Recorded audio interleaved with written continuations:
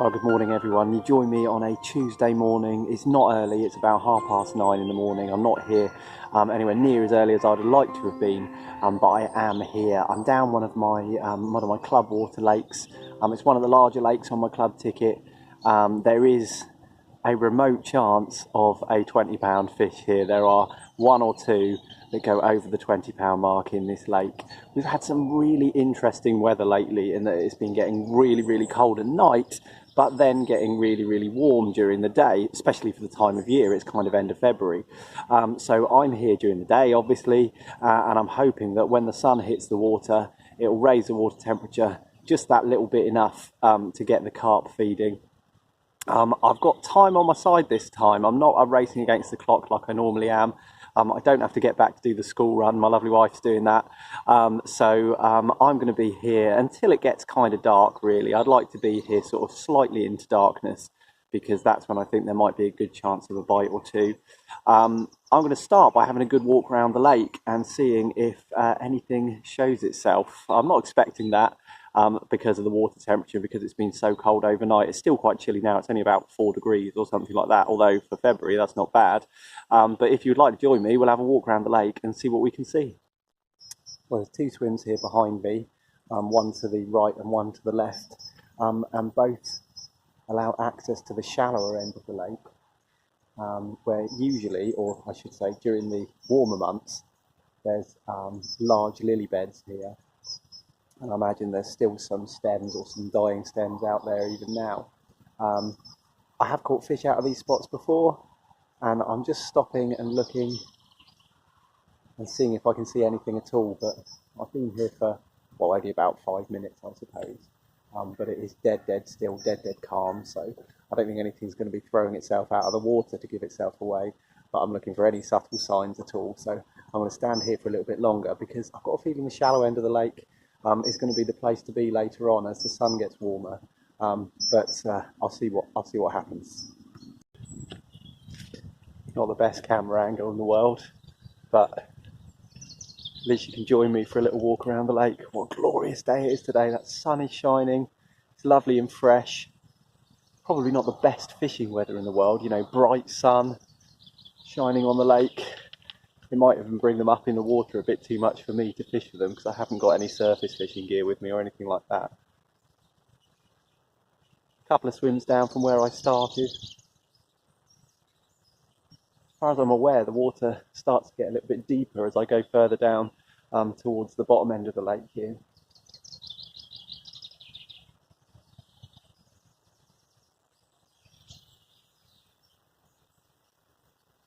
Really not a lot to go on, to be honest, but it's a lovely day to be out here having a walk around, so I'm going to enjoy it. I'm going to keep going all the way to the other end of the lake, just stopping occasionally and spending 5 minutes or so having a look. You never know, something might show, or I might see some bubbles or a swirl or anything like that, and that would be my cue to probably start my day there. But if all else fails, I think I'll start my day at the shallow end of the lake, although I might change that decision as I walk around. Let's see.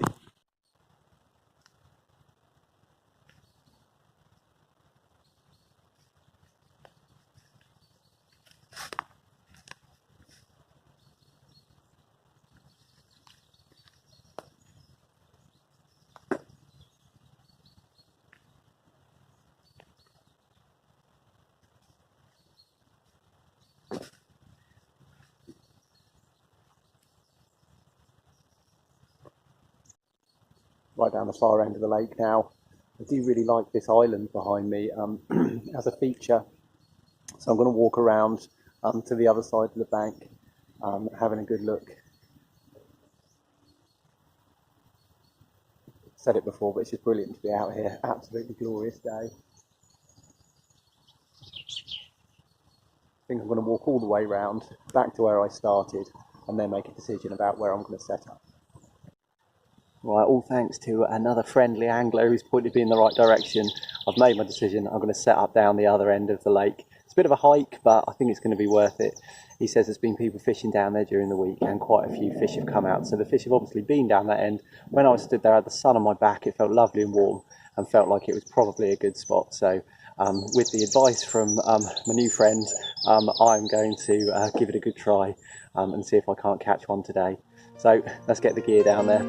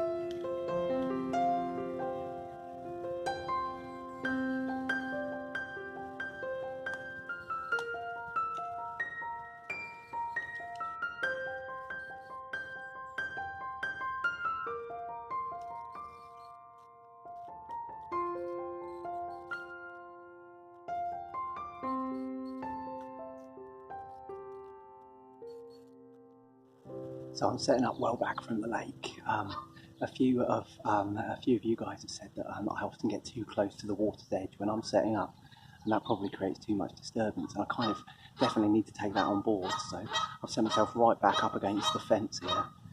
So I'm a good 3 or 4 meters away from the bank itself. And it's really nice to be setting up in the sunshine for a change. It might actually finally give my rods a chance to dry out a bit, or my rod bag, etc. I'm going to get the rods ready. I'm in no mad rush to get the rods in the water, apart from the mad rush that comes from excitement again to go fishing. Fantastic to be here.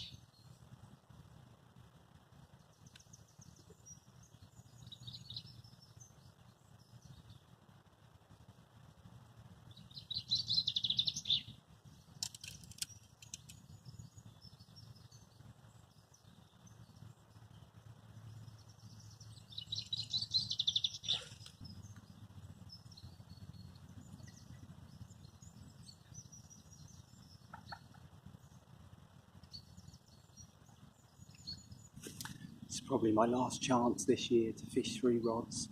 I found out that my club has a rule whereby you can fish 3 rods during the winter time. I think that's from November through to end of February. So it's end of February now. So it's going to be my last chance to get all 3 rods out at the same time. So I'm going to make the most of it and do exactly that. I don't think I want to put 3 hook baits in exactly the same area, but I have yet to decide exactly what I'm going to do. I'm just getting everything set up and out of the bags, to be honest, and then we'll talk about how I'm going to fish this little tiny bit of water in front of me. Because of the island, it's only a very short cast, but that sign of a fish has really got my interest up. So let's see how we get on.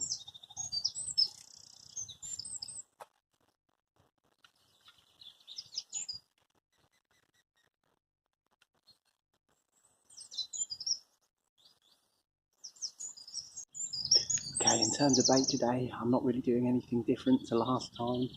That is going to be crushing up some of my boilies, and then putting some manila cloudy liquid over the top, and just applying a small amount of bait to start with, and maybe putting a bit more out later on, but not to go too mad, all in one go kind of thing. You don't want to put all your eggs in one basket. So I'm going to crush up some boilies, put some of that manila glug over the top, or sorry, manila liquid over the top, and then just fire some out to the likely looking areas along the edge of the island.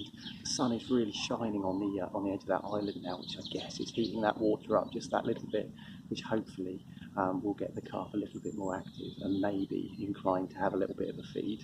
I can only hope. Okay, so here's the boilies. As usual, it's mainly candy nut crush for the colder water. Just a few krill boilies mixed in there because I have plenty of those to use. And I'm just going to use the crusher tool to smash them up. Thankfully, catapult range is not that far here, so I shouldn't have any trouble getting these out to the edge of the island.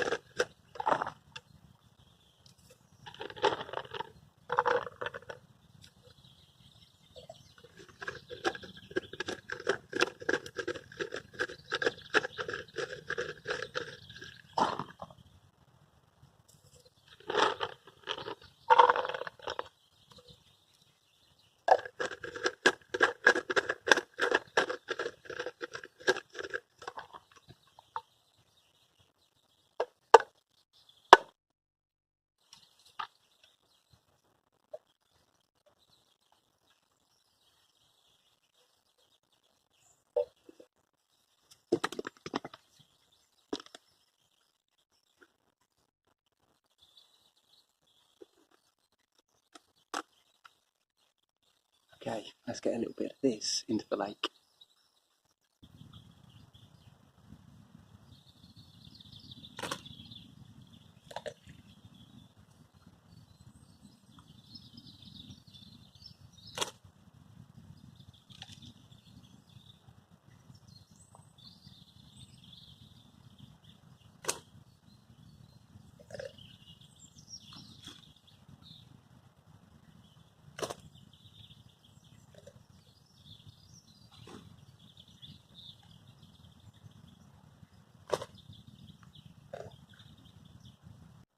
Okay guys, for my first rod, which I'm going to fish just off the right hand edge of the island, I'm going to be using one of my solid PVA bags, which I've pre-tied using an Avid PVA bag stem.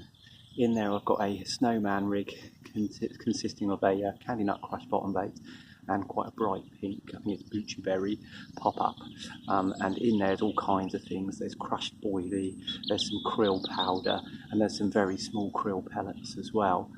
So this just attaches to my main line via a loop, and then I can just flick it out to the corner of the island. Unfortunately, putting that bait out has attracted the attention of a couple of ducks, but actually they're not diving down that often, and hopefully they won't cause me too much trouble. Let's see how we get on. Here's the loop which I've tied in the end of my main line. I can then attach that to the bag stem, and then my PVA bag is ready to go.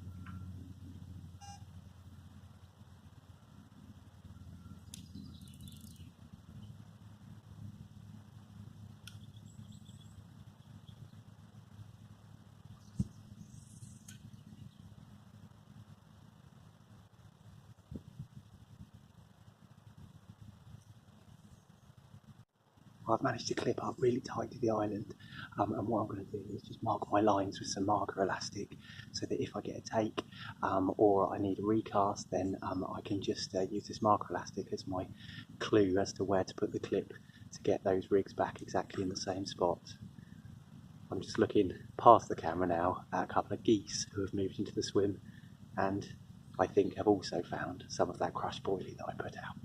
Damn.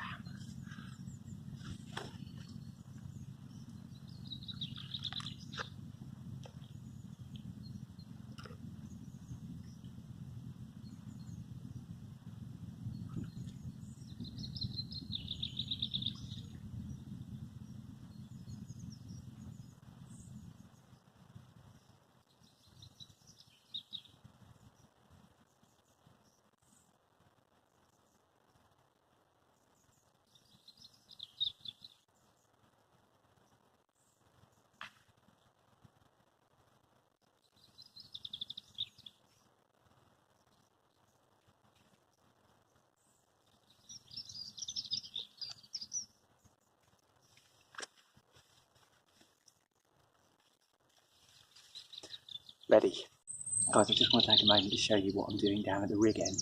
And I just want to say I've taken on board lots and lots of your comments from my last video, which was that my rigs were a little bit ungainly, probably using a bit too much metal, and I was really sad to see that some of you thought actually they might even be dangerous, and that's something that obviously no carp angler wants, I don't think. I don't want to endanger the carp in any way. So I've listened to some feedback. One or two of you contacted me directly with some really kind advice and guidance as to how to do things a little bit better, a little bit more streamlined, and all a bit more subtle, and a bit more anti-tangle as well. So what I've got here is instead of my hybrid lead clip, which I previously favoured, I'm using a standard Fox lead clip. Sorry, what's this thing called again? A tail rubber, that's it. And then still a length of tubing, dark matter tubing there. About the swivel end, what I've got is one of these quick change swivels. Yeah, hopefully you can see that there, just about. Hold it up against my cheek, yeah, there we go, one of those. And what I'm doing in regards to a rig,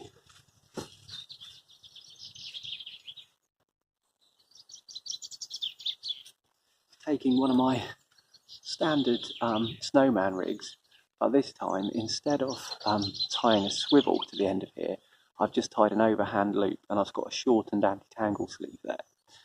What I'm then going to do is clip that loop onto the quick change swivel, as you can see here, with my cheek again as a background, and then all I need to do is pull that anti-tangle sleeve up over the crook of the quick change clip, and then I've got a really nice anti-tangle, hopefully safer and less clunky rig to fire out there. Really hope it works this time. Let's see how we get on.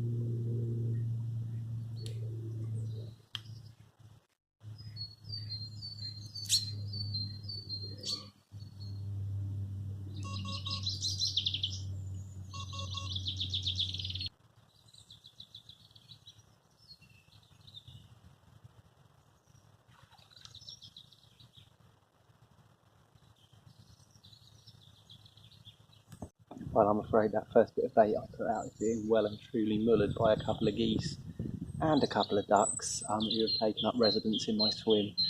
In hindsight, I really wish I hadn't catapulted any bait out. I could have just used little PVA mesh bags on the hook and hopefully been a little bit less conspicuous for the bird life, but hey, you live and learn. I mean, they'd be hard pushed to pick up every single little bit of boilie out there, but they seem to be having a blinking good go at it. I'm afraid I'm just going to have to wait for them to move off. Keep getting line bites where their necks are clipping the line and what have you, so obviously I'm not going to put any more bait in for a while. See if anything happens. I'll give it an hour, and if these birds really refuse to move, I might even have to up sticks and move. I hope I don't have to. It's a nice little spot here, and the sun's shining just where I want it to be, so I'd rather not move. Anyway, whilst I wait to see if we get any action, I'm going to have a cup of tea.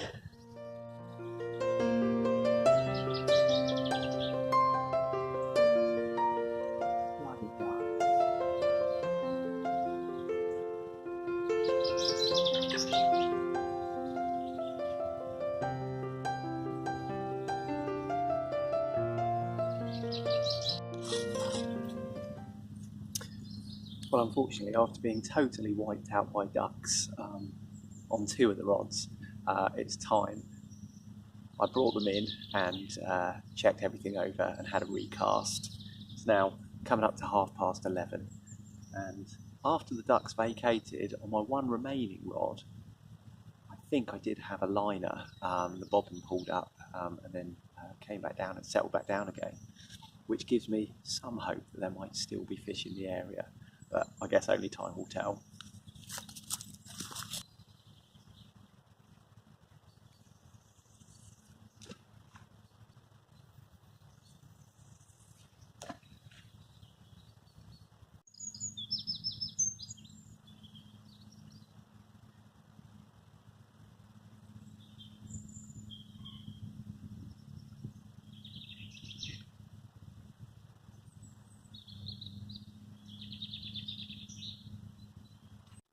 Right, 12:30, and apart from the ducks and that potential liner, I've had absolutely no action at all, I'm afraid.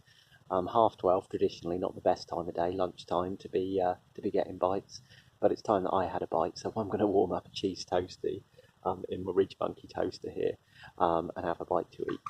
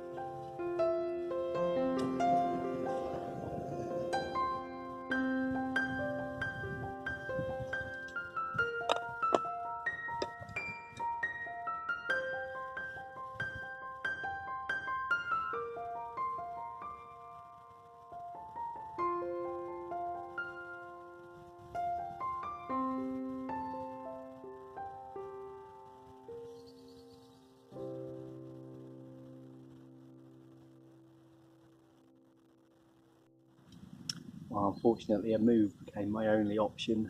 Down by the island, the ducks were just impossible. Unfortunately, once they realised that I was the man with the bait, they literally wouldn't leave me alone. They kept picking up my hook baits. Any bait that I put out was picked up almost immediately, and then they just kept crashing around and diving on me just over and over again, and it just got exhausting, to be honest. So I've moved about halfway up the lake, back up to where I'm parked down the very shallow end, as I know that the lake is deeper in the middle, kind of like a bowl.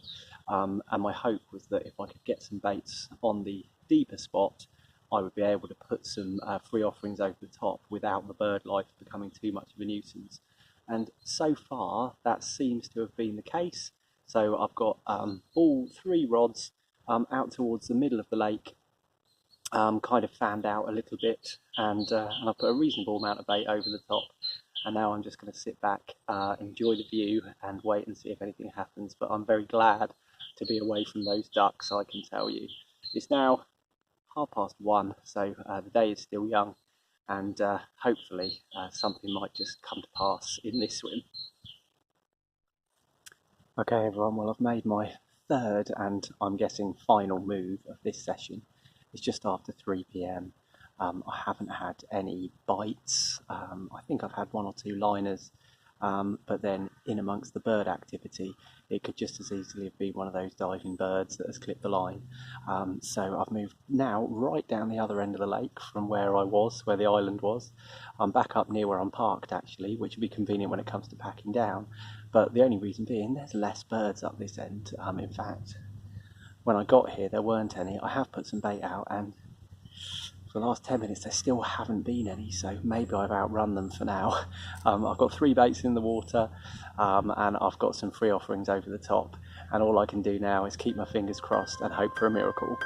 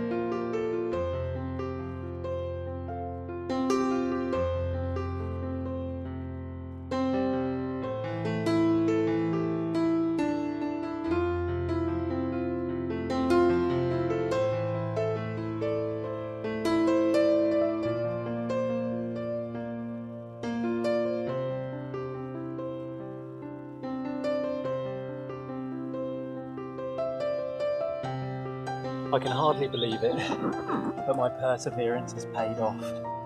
3 moves, dodging the ducks, struggling, and finally I've been rewarded with this absolutely beautiful 14-pound common carp.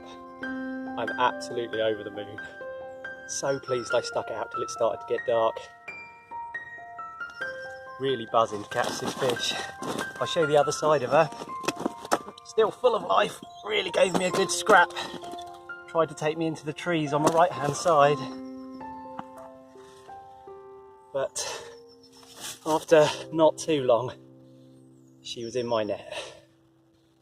Absolutely magic. Blown away by this fish. Really pleased. And whilst this one was in the net, the other rod went, and I've gone and caught another one. Bit smaller than the next one, but hey, they're all brilliant. Really pleased. I'm going to slip this one back to where she belongs. Well, guys and girls, here's fish number 2. Probably about 10 pounds, I would say. I haven't weighed this one. I'm going to try and get her straight back. I need to start packing up, but how amazing is that? 2 fish in quick succession, 1 14-pound common and 1 about 10-pound common.